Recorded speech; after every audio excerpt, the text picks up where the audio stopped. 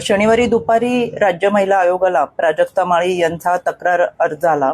यामध्ये त्यांनी गेल्या 1.5-2 महिन्यामध्ये वेगवेगळ्या युट्यूब्स असतील, त्याचबरोबर पेज असतील आणि काही अश्लील आणि अश्लाघ्य भाषेमधले कमेंट्स असतील, याची नोंद करत राज्य महिला आयोगाकडे तक्रार दिली आणि त्यामध्ये सांगितलं की या तक्रारींमुळे आणि ज्या पद्धतीच्या कमेंट्स केले त्याच्यामुळे त्यांच्या वैयक्तिक आयुष्यावरती, त्यांच्या करिअरवरती त्याचा परिणाम तर होतोच आहे, पण अतिशय वेगळ्या पद्धतीने जी विधानं केली गेली त्याच्यामुळे चारित्र्य हनन करत खऱ्या अर्थानं याचा प्रचंड मनस्ताप पूर्ण कुटुंबाला देखील होतोय।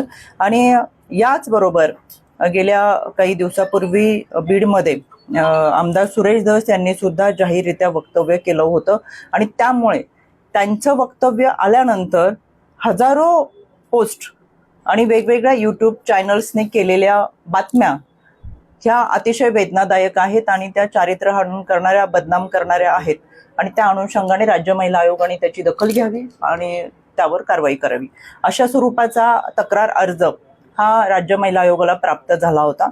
यामध्ये 2 दिवसाच्या कालावधीमध्ये संबंधित आमच्या आयोगाचे वकील आणि त्यामधील तज्ज्ञ यांनी सर्व शहानिशा करून हा अर्ज आज दुपारी मुंबई पोलीस आयुक्त यांच्या कार्यालयाला पाठवलेला आहे। त्याचबरोबर त्याची एक प्रत बीड पोलीस अधीक्षक व सायबर क्राईम यांना देखील पाठवलेला आहे। सायबरच्या माध्यमातून त्यांच्यावरती केले गेलेल्या अश्लील आणि अश्लाघ्य विधानांची चाचपणी व्हावी आणि त्यावरती कारवाई व्हावी। राज्य महिला आयोग आणि मुंबई पोलीस आयुक्तांना पत्राद्वारे निर्देश दिलेले आहेत।